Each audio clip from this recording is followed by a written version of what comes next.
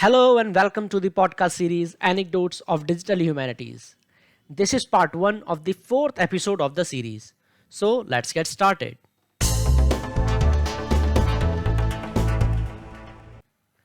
So, as we all know, DH is very futuristic in itself. This is a kind of area which is much needed because everything is becoming digital or in digital language becoming 0 or 1.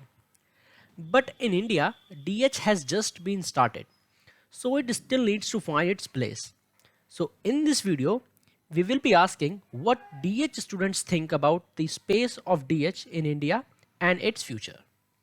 So Anya, what do you think about the future of DH in India or the current situation of DH in India regarding infrastructure and the values?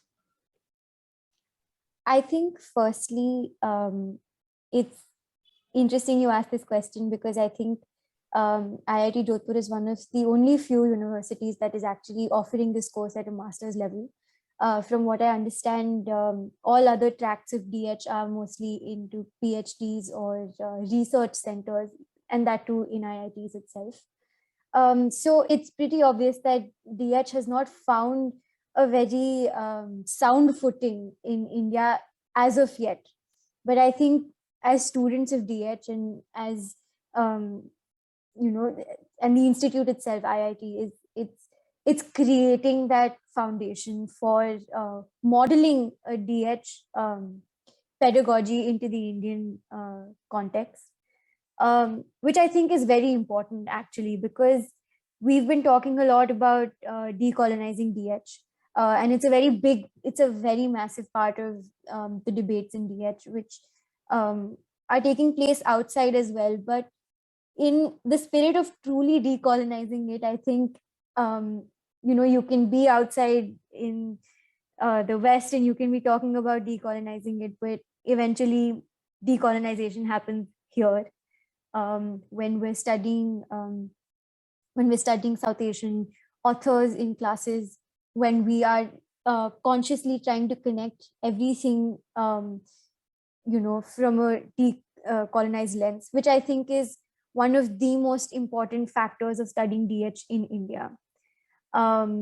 This is what I think is at the essence of how to go forward in the infrastructure and the development of the course itself, which I think is being done to a large extent here in our curriculum as well.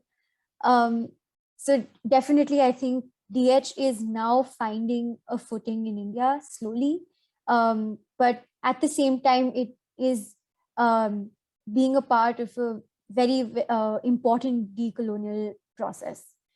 Um, as for what are the potential avenues for students of DH, I think because DH has not found a footing, it's somewhat of a gray area, because on one hand, people might not be aware of the skills that we would have to offer. But on the other hand, we are also creating a very niche market, job market for ourselves. So I think it's what we make out of it.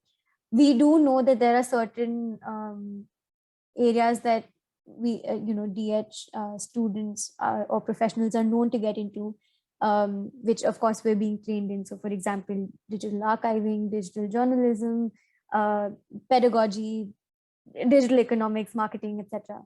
But I'm sure that, given all the things that we are studying, there are a lot more avenues that we can actually carve out for ourselves, because as DH students, I think we're being taught the best of both worlds. We're being taught technical skills as well as a very humanitarian hermeneutic interpretation of things, which I think is very important, as we've discussed in a lot of our readings, in a lot of our classes, that data and research have to be done, data collection and research has to be done with a very sound and ethical approach.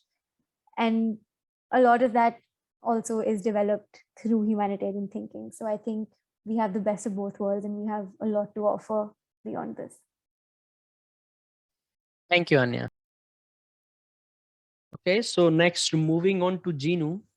Jinu, what do you think? The future of DH in India or the current situation of DH in India or the current space of digital humanities in India? Um, Digital humanities is, I think, though you can relate it to starting from 2010, there are some works going in India, India in digital humanities. You can find many of the PhD kind of thing in many universities. But the MSc Digital Humanities is something started by IIT Jodhpur recently. Other than this, it's a new space. It's a new space in the sense, even if you are trying to say this is a course we are enrolled with, many of the people, even the academics people itself, find it difficult to understand what this subject is. So it's completely new to us. But I think the future of DH in India is very prosperous, in the sense that we have a long heritage, histories. There is a lot more options of archiving, opportunities of archiving, and whatnot. So I think India has a huge potential that is there, which DH can utilize. Thank you, Jinu. So next moving on to Lakshya.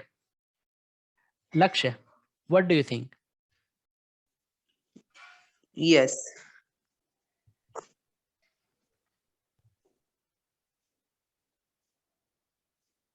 Go on, Lakshya, go on. So basically, so we live in a complex, interconnected world where if we see the diversity that is shaped by the globalization and the technological advances that we see in most of the days, so it already forms the fabric of the modern society.